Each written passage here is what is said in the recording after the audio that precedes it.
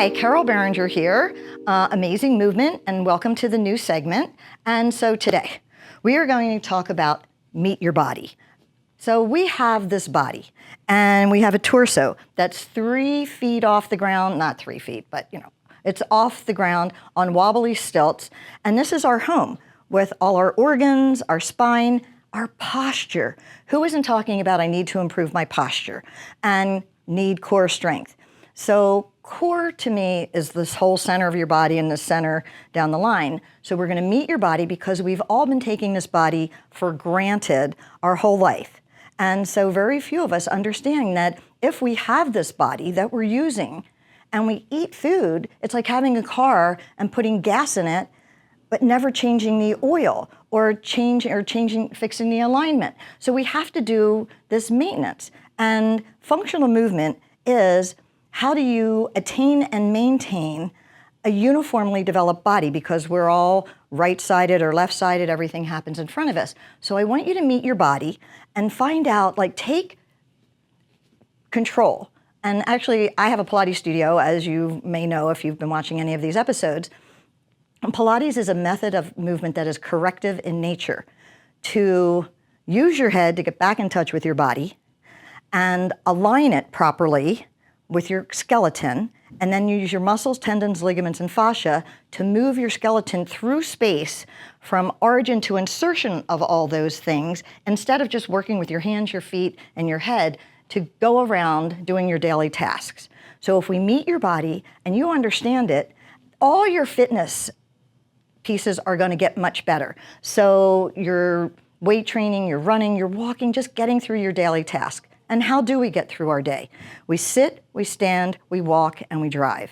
So in order to do those things just to get through the day, if we do it with better body mechanics, and this is George, so we're gonna meet George first and find out about your skeleton, and then talk about how we correct our posture, and it becomes, we'll find out a way to engage it so that we create endurance, so that what we want to get to is something called resting tone. So even while I'm standing here talking to you, because I have good posture, because I'm a movement expert, I'm not standing here like this, or like this, or like this. And this is what we do, and then everything's in front of us, so we have forward head hang. So think about this, I'll show you on the skeleton later. Here's your chin forward all the time because everything happens in front of us. Well, if you do that, your windpipe is like a straw. So you've got a kink in it. You're not getting enough oxygen. There's your eyeballs, and they have tendons that go to the back of your head. You're always stressing those out. And all of these things connect. If you're tense in here, it starts to feed down through your body. And one of the things I'll show you is that the strongest muscles in your body per size are your chewing muscles. How close are they to your brain? What goes on in there? And then it shows up here, and then it feeds through your whole body. So the ability to be able to realize these things and correct them as you do it, it just becomes your new normal. So let's get started. Here's George. So what I want to tell you about George is that my job as a functional movement expert is to correct your posture in all those places: sitting, standing, walking, driving. Correct posture would be the curves of the spine. There's 7 cervical spines, so you can remember that because 7 a.m. is breakfast. 12 thoracic, which attach to your ribs, and that's lunchtime. And then there's 5 lumbar, which between the rib cage and the pelvis. So 5 lumbar, cocktail hour, happy hour, whatever you want to call it, or finishing work, the time to rest. And then we have our sacrum, which is fused, and a tailbone, the coccyx area, which are 3 pieces, and the tailbone is there. The idea of having a curve here, through here, down here, and through there is to absorb shock, whether you're sitting down, whether you're standing and walking across gravity, whatever, because we're always, let's talk about this too, if we fight gravity, we're always energized a little bit more. We're engaging more, so we're burning more, so you can eat more. That's my goal. So, kind of love food. All right, so what we want to get is this curve, this curve, and that curve. On these wobbly stilts, from our home base, which is the pelvic floor, then you'll see between the pubic bone and the breastbone, we have this vast area that is really where your core is, because the core is a couple inches above and below the belly button, which 85% of people are walking around with compression in their lumbar spine. And so this whole circle around is exactly where L4, L5, and S1 are, which is where most people have compression. Because look at this giant torso feeding into what should be a mobile pelvis, which we sit a lot. There's your 4 curves. Now, what's on top of the skinniest part of your spine is a 12 to 15 pound bowling ball. So we're going to start from the bottom, align our pelvis, stack our spine away from gravity, and then hold our heads up better so that we'll have more air through the windpipe, less tension in our brains and in our eyeballs especially. Just to stand up here, it takes 302 muscles, 151 pairs. And if we're like this, that, or otherwise, we're not using them equally. So once you do learn how to hold yourself this way, your body will crave it. And you'll find yourself being tired or doing something and you'll go, whoops. We all know about these sitting bones back here. They're called the ischial tuberosities, and for short, they're called the sits bones. So you can see that they're here, and they're these bony protuberances. You can feel them. And then we have a tailbone and a pubic bone, and they are aligned. If we're in good alignment, they're even with each other. So we have a good foundation. The way we use our pelvis, it's like having a house that has an unstable foundation. So this pelvic floor has 4 bony protuberances, your pubic bone, your tailbone, and the 2 sitting bones. So we're going to start with that, and then you'll see between the pubic bone and the breastbone, this vast area that we talked about where what we think about is our core, the belt around this open area. And then the upper body is going to be the breastbone. So arms out straight if we were reaching fingertip to fingertip. Around the breastbone, below the shoulder blades. And the shoulder blades are stuck on most people because everything we do is in front of us. We eat in front of us, we drive in front of us, everything happens in front of us. So the shoulder blades mobility becomes limited. So the 3 areas that we're going to work on, pelvic floor, belly, and then the upper body, which will support your neck and head. We sit, we stand, we walk, we drive. And when I meet people at my studio for their first visit, I always say, what I'm going to tell you right now, if I never see you again, it's a game changer. It'll change your life. And so we're going to start, because you drove into my studio and you're going to drive out, we're going to start with seated posture. So we talked about tailbone, sitting bones, pubic bone, all that. The 4 bony landmarks of your pelvic floor. So if you're doing this with me, find somewhere where you can sit with your feet firmly planted, hips, knees, and feet in alignment. Oh, so your hip bones, most people think that this is your hips. This is your pelvis.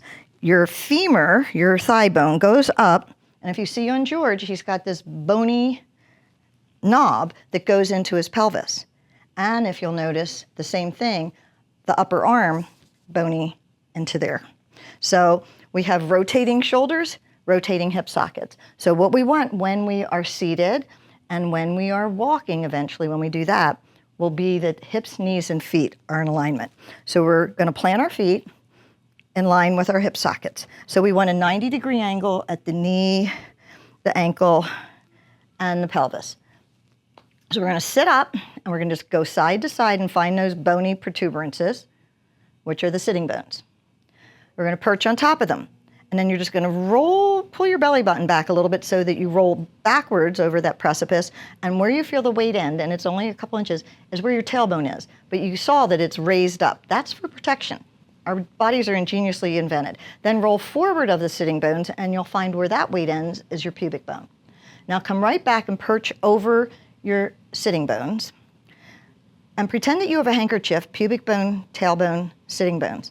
And then put your hands on your thighs and just gently pull up on the center of that handkerchief. And you might have noticed when I did that I grew a little bit, and you probably feel like you grew. So we've energized the pelvic floor. We've literally, if you put your hands on your thighs and you pull up, you'll feel energy where instead of just plopping down into your thigh muscles, you've actually activated them. Then from this midsection, put your pinky in your belly button, your thumb on your breastbone, and pull those two places apart. You'll grow even taller. And you can feel your abdominals coming towards your center. Okay, all right, so when we talk about this upper body section, and we're gonna, right here in the back of Georgia's skull are these two knobs that two nooks that you're gonna put your thumbs in. So I showed you like fingertip to fingertip that this is the breastbone and underneath the shoulder blades, the upper body, which later is gonna be an upper ab curl and an upper back extension with a neutral spine here. At the back of our skull are two little nooks, and we're going to put a thumb in each one and then wrap hand over hand on the round part of your head. You're going to pull your head against your hands and push your hands against your head. And you're going to feel your neck grow. That completes the movement. So we've done pelvic floor, this vast space in between, and so you can either think breastbone up off the belly button or pull belly away from the shirt, which brings all four layers that we'll talk about your abdominals in a minute, and then just press your head against your hands and hands against your head. So we're pretending we're in the car. So you're forced to sit straight forward, pull up your pelvic floor, belly away from the shirt, head back, and this is going to be, you're going to bring your seat back up. You're not going to press your head against your headrest, you're just going to be aware that it's there. Now, if you fix your rear view and side view mirrors, you'll know that you're sitting up. So I tell people, even if you have a 5-minute drive home from the studio after that first session, that you're starting to build the endurance.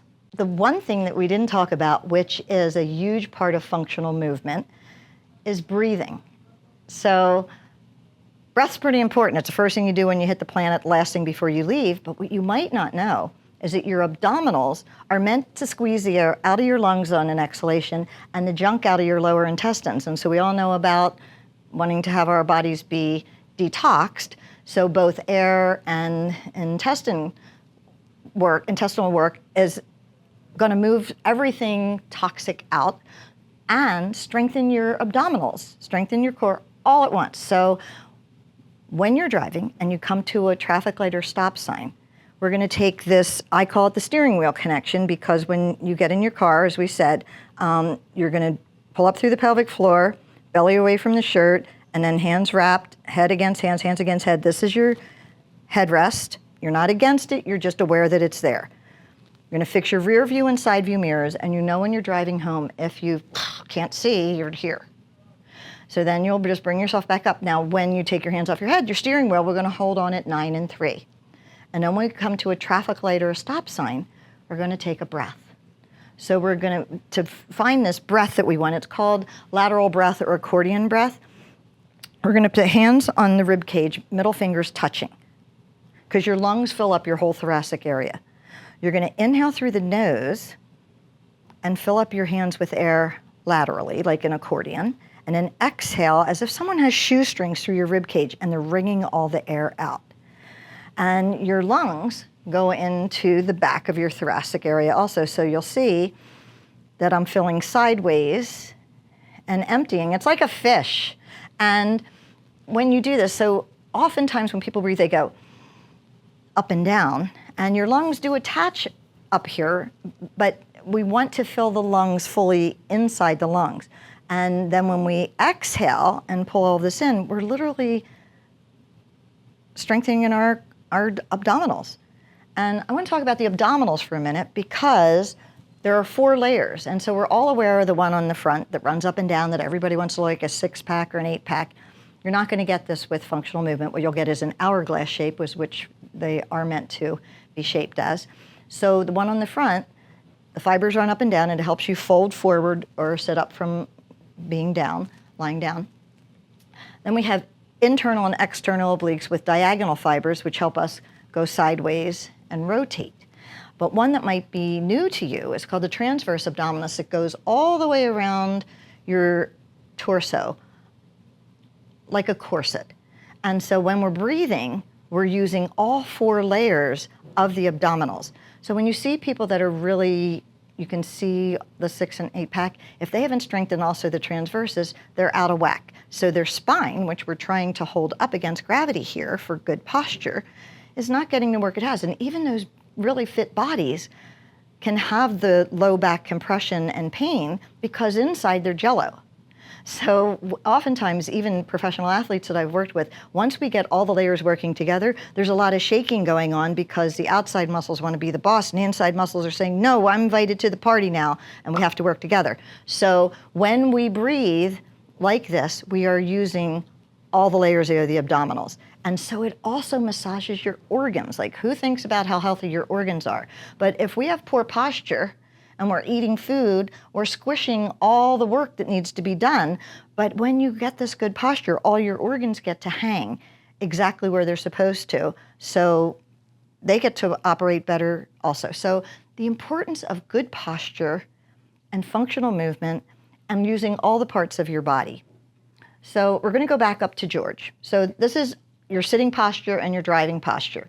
So remember, get into your car, up through the pelvic floor, belly away from the shirt, engage the upper body, fix your mirrors, and that's where you are. And if you ride on a train, you can do the same thing, hold your newspaper. You can do all these things that are actually adding to your fitness all the time. So let's talk about this skeleton a little bit more because we don't know how much our body matches up.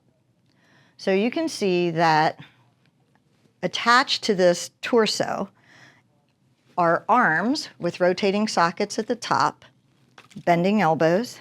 There's one bone here, one bone here. 2 bones down here. And then wrists and hands that look exactly like, there's 2 bones here that go into the rotating hip sockets that are on either side of your pubic bone. A knee that bends.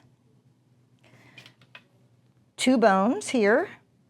And the feet don't look dissimilar than the hands because there's 5 digits and all the bones between the wrists and the ankles and the toes and the fingers. 125 working parts in here, over 135 in your feet. And what carry you around all day? And we get up and we put on shoes that basically hold your foot in a coffin. In a shoe, we only bend at the foot and the ankle. In a barefoot, if you see a footwork, a heel strike down through the side of the foot, transferring the weight, and then your knee goes over the second toe, there's a lot of movement in the foot. But if you're not doing that, and that's where your arch is, there's a lot of problems that happen. And as much as people come in and say, oh, I need to release tension in my neck, or my low back hurts, feet are a very big part of it also. And hands are becoming a huge problem with all the phone use, computers, so we're overusing those. And feet, hands, and neck are where arthritis usually hit first. So all of this is helping with your anti-aging. So we've done the seated posture, and the walking posture is the same thing, we're just doing it over our legs. So if you stand, and I always call this a foot check, hips, knees, and feet in alignment, big toes are in alignment with each other, and if you were looking in the mirror, you wouldn't see your heels there. So when you're walking, when we're walking, we go heel to toe, but most people just walk with the fronts of their body. They don't propel forward. They're walking, this is what I see when people walk. And propelling forward, as you can see, uses the hamstrings and the glutes and the connection here. And this is where, how many of you have tight hamstrings? Because this muscle is used to doing all the work. It picks up the hip and extends the knee.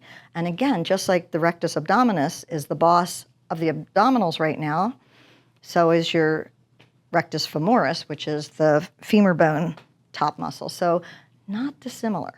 All right, so we're gonna learn to line up over our feet. So we're gonna do a foot check, and then just, probably better going this way. We're gonna do a heel strike with our pelvis in neutral, and then just push forward and pick up your heel. and go back. So this is just rocking, whoops, and on a mushy surface it's a little harder, so it's good for balance. So I had to use my head to get back in touch with, oh, I'm on a mushy surface now. So when we go back and forth like this, we're transferring weight. And then do a foot check. Do a heel strike, but again, you're not reaching too far. You want to just keep it a heel strike and put the foot down and pick up the back heel. Qigong and Tai Chi, they use this as a preparation for walking meditation, moving meditation, but we walk all through the day, so we should learn it. Okay, so we'll start with the feet. So we're just going to go heel to toe for a few steps. I'm limited here with my mat. And then we're going to think, what's next? We're going to play the game from the ground up. We did the pelvic floor up, now we're going to go from the ground up. The next thing is your ankle. So just as we did the rocking back and forth, you want to think of pushing yourself forward, to propel yourself forward to activate the back of your body. Now, the next thing is your shin. So most people aren't aware of their shins at all unless you've whacked it sometime in your life or you've had shin splints. You don't want to pick up your shin. You want to think in your brain, because you can, that you're going to lift the shin out of your ankle, and then that just lightens your step. I often check when people come in, when I do this walking exercise or gait check, as it is, whether they scuff their foot, and many people do. All right, now, did you ever find a hole in the bottom of your sock? It's because you scuff your foot. All right, now, the kneecap is above that, so just think of lifting your kneecap up, and that will lighten your load again. Now we're going to lift the femur out of the kneecap. And by now you should feel like you have some mojo back. You'll feel some movement in your torso. Then just as my elbow, this looks like an eyeball, so do your hip sockets. So we're going to think we're going to open up our hip eye sockets. And then just open those. And then, here we go again, here's the torso. Pinky in the belly button, thumb on the breastbone, pull that apart. And then you'll really feel like you have an attitude. And then the last thing again is, where is my head over my spine? And so you just want to think of lifting your ears off your clavicle.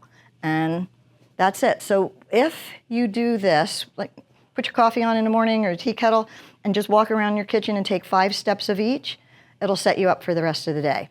So I think I've introduced you to your entire body. We talked about how the chewing muscles, if you can see these on George, and I'll bet some of you use a night guard. So you're so close to your brain. Here's this muscle. If your teeth are even touching, you're clenching. And so during the day, if you find that, pay attention. Another trick is just to put your tongue above your teeth in the back, and that softens your jaw. And the breathing that we do, inhale through your nose and exhale through a soft jaw. So if you take all the things that I just taught you about meeting your body, it'll change your life. Thanks for joining me. Don't forget to subscribe. Send me any comments. Let's work together.